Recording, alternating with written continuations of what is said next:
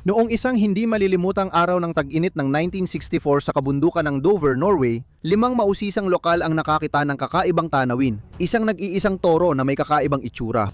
Dahil sa kanilang pagkabighani sa di inaasahang pagkakatagpo, nanaig ang kanilang kuryosidad at lumapit sila sa nilalang.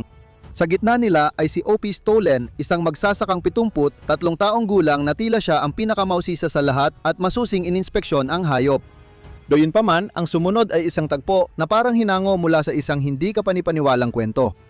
Ang hayop, dahil sa likas na ugali, ay biglang umatake ng mabagsik ng maramdaman ang panganib na ikinagulat ni Stolen nang tamaan siya sa likod.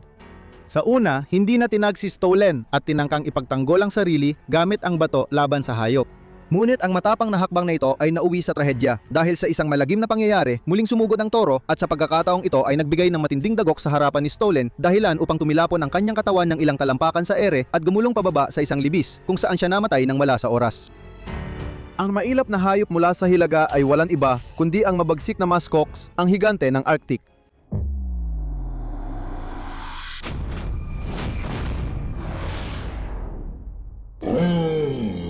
Ang makapangyarihang muskox o Olvibos muscatus ay isang hayop na may mga kuko sa paa na kabilang sa pamilya ng Bovidae na gumagala sa mga lupain ng Alaska, Greenland, Canada, Russia at Norway.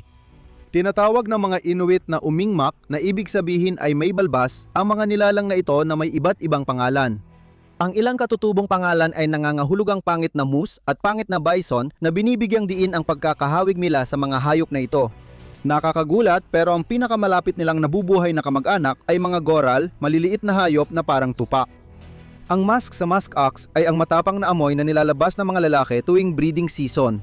Ang amoy na ito ay hindi tunay na musk dahil hindi ito mula sa musk gland kundi sa propucial gland ng lalaki na nasa masilang bahagi.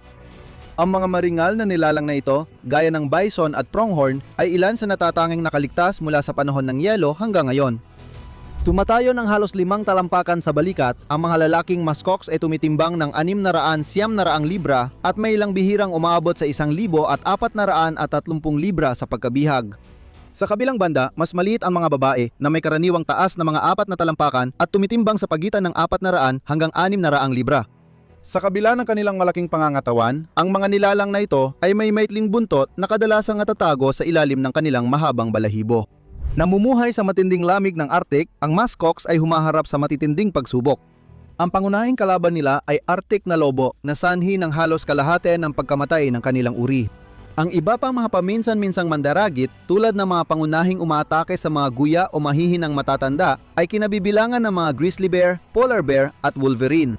Alam ng kawan ng muskox ang panganib habang 3 tuso, walang tigil at gutom na lobo ang palapit mula sa iba't ibang direksyon, layuning guluhin at paghiwa-hiwalain ang kawan upang makahiwalay ng mahina at madaling biktima.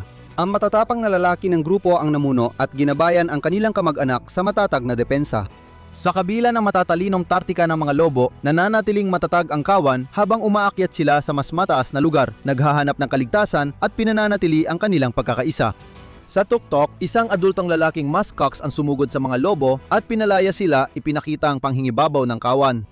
Partikular na tinatarget ng mga Arctic na lobo ang mga batang muskox na mahina at pati na rin ang mga mahihinang adult. Alam nila na ang harapin ang isang adultong muskox ng harapan ay mapanganib dahil isang sipa lang mula sa mga makapangyarihang nilalang na ito ay maaaring magdulot ng matinding pinsala o kahit kamatayan. Maging ang nag-iisang grizzly bear na kilala sa lakas at galing ay magdadalawang isip harapin ang nagkakaisang kawan ng adultong muskox. Ang pambihirang depensang ito ay hindi basta-basta nagkataon lang. Binigyan ng kalikasan ang muskox ng mga kahanga-hangang katanghian upang maprotektahan ang sarili laban sa mga mandaraget. Ang kanilang mga mata na may pahalang ng mga balintataw ay nagpoprotekta sa kanila mula sa nakakasilaw na liwanag ng araw o nyebe na tumutulong sa kanilang pagbabantay laban sa mga posibleng panganib at naroon din ang kanilang matitibay na mga kuko. Ang mga maaasang kasangkapang ito ay hindi lamang ginagamit bilang panangga kundi mahalaga ring gamit para sa kanilang ikabubuhay. Matitibay at matatag, ang kanilang mga kuko ay tumutulong sa muskox na sumipa at itaboy ang mga banta habang ginagamit din ito sa pagbasag ng yelo na nagbibigay daan sa kanila na makatawid sa lupain at maghukay ng mga halaman sa kanilang paghahanap ng pagkain. Ang mga matitibay na nilalang nito ay may malawak na panlasa, damo, Arctic willow, makahoy na halaman, lichen at lumot ang pagkain ng muskox. Mas gusto nila ang masustansya at masarap na damo kapag maganda ang pagkain.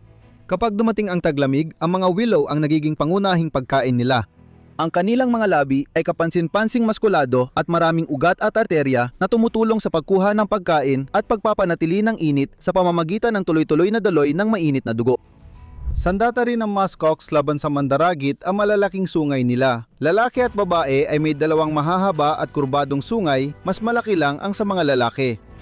Ang pares ng mga sumay na ito ay bumubuo ng kapansin-pansing pahalang na bahagi sa ulo na tinatawag na boss, na mas malaki at mas makapal sa mga lalaki kaysa sa mga babae. Ngunit ang mga kahanga-hangang bahagi na ito ay hindi lang para sa depensa. Mahalaga rin ang papel ng mga ito sa pagpapakita ng dominasyon at pagtaboy ng kakompetensya. Mahalaga ang dominasyon para makuha ang pinakamagandang mapagkukunan, lalo na kapag malupit ang taglamig at mahalaga kahit kaunting damo. May iba't ibang estratehiya ang mga torong muskox para mapanatili ang katayuan nila. Isa rito ang Russian butt, kung saan ang dominanteng toro ay sumasalakay sa mas mababang toro at binibigyan ito ng tsansang umatras. Karaniwan nang tratuhin ng dominantang toro ang mas mababang toro na parang baka, tinatadyakan gamit ang harapang paa, ugaling kadalasan lang sa mga ritual ng pag-aasawa. Gayunpaman, maaring hamunin ng isang mas mababang toro ang hierarkiyang ito sa pamamagitan ng pagsugod sa isang dominanteng toro, lalo na tuwing panahon ng pag-aasawa kung kailan naglalaban-laban ang mga dominanteng toro. Para sa pamumuno ng kawan, bumubuo ng mga harem na may 6 o 7 baka at ang kanilang mga anak. Sa mga ganitong sagupaan, ang mga naglalabang toro ay nagsasagawa ng isang ritual na pagpapakita. Kinikiskis ang kanilang preorbital glands sa kanilang mga binti habang malakas na umuungal bago ipakita ang kanilang kahanga-hangang mga sungay.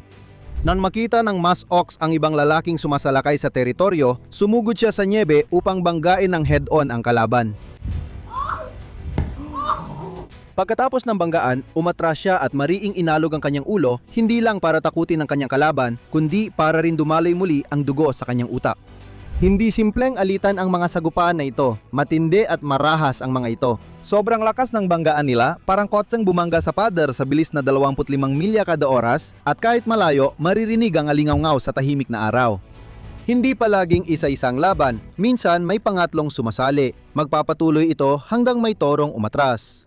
Ang kanilang matitibay na sungay at makakapal na bungo ay nagsisiguro rin na ang mga sagupaan na ito ay hindi agad nagtatapos sa sakuna at pinoprotektahan ng kanilang utak mula sa pagkadurog. Sa isang karaniwang araw, ang mga lalaking muskox ang nangunguna, ipinapakita ang kanilang tapang at sila ang gumagawa ng mahahalagang desisyon, lalo na tuwing panahon ng pagpaparami.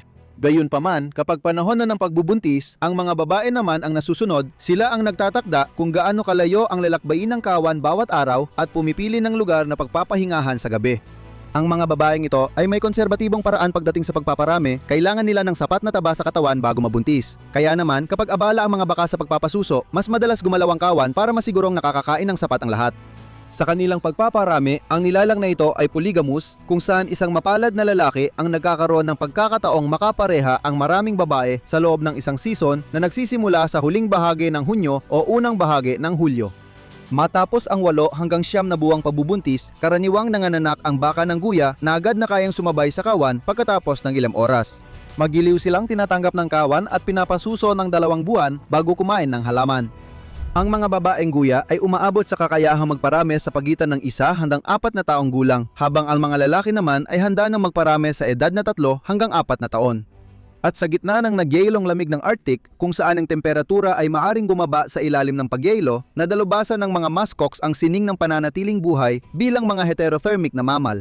Ang natatanging adaptasyong ito ay nagbibigay daan sa kanila na piliing i-regulate ang temperatura ng kanilang katawan, pinapanatiling mas malamig ang kanilang mga ibabang paa kaysa sa natitirang bahagi ng katawan upang mabawasan ang pagkawala ng init mula sa kanilang mga dulo. Bukod pa rito, ang kanilang hemoglobin ay 3 beses na mas mababa ang sensibilidad sa pagbabago ng temperatura kumpara sa tao, kaya't mayroon silang mas mahusay na sistema ng paghahatid ng oxygen sa malamig na hangin. Ang talagang panlaban nila sa lamig ay ang dubleng patong ng mahaba at maitim na kayumangging balahibo. Ang panlabas na patong ng mga guard hair ay nagsisilbing panangga laban sa tubig, nyebe at hangin, habang ang panloob na patong na gawa sa magaan na lana na tinatawag na kiviat ay nagbibigay ng insulasyon, kaya nananatiling mainit ang muskox. Tuwing tag-init, naglalagas sila ng nila ang mabalahibong panloob na balahibo at muling tumutubo ito bilang paghahanda sa paparating na taglamig. Ang kiviat na pinahahalagahan dahil sa lambot, haba at insulating na kakayahan ay hindi sinasadyang nagdala ng banta sa muskox, ang mga tao. Noong nakaraan, ang labis na pangangaso ay nagdulot ng pagbaba ng populasyon ng mga muskox, kaya't napilitan ng mga awtoridad na muling ibalik sila sa iba't ibang reyon upang maiwasan ang kanilang pagkaubos. Bagamat kadalasang mapayapa sa tao, ang musk ox ay nagiging mabagsik kapag nagalit. May mga malalapit na engkwentro pero walang kasing trahedya sa insidente noong 1964 kay Stalton na nauwi sa pagpatay sa hayop ng lokal na otoridad.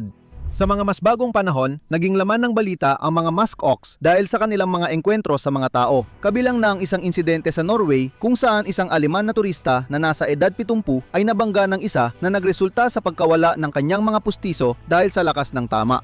Isa pang trahedya ang nangyari noong 2022 nang ang isang court services officer mula sa Alaska State Troopers, si Curtis Warland, ay napatay ng isang musk ox habang sinusubukan niyang paalisin ang isang grupo ng mga ito malapit sa kulungan ng aso sa kanyang bahay. Sa kasalukuyan, namamayagpag ang populasyon ng mga musk ox ng walang malalaking banta. Salamat sa mahigpit na mga regulasyon sa pangangaso at mga estratehikong pagsisikap ng muling pagbabalik sa kanila sa angkop na mga tirahan. Ayon sa IUCN Red List, ang mga musk oxen ay nakalista bilang least concerned na may tinatayang populasyon na humigit kumulang 127,000 individual na nakakalat sa 55 magkakaibang populasyon. Salamat sa panonood at magkita tayo muli sa susunod.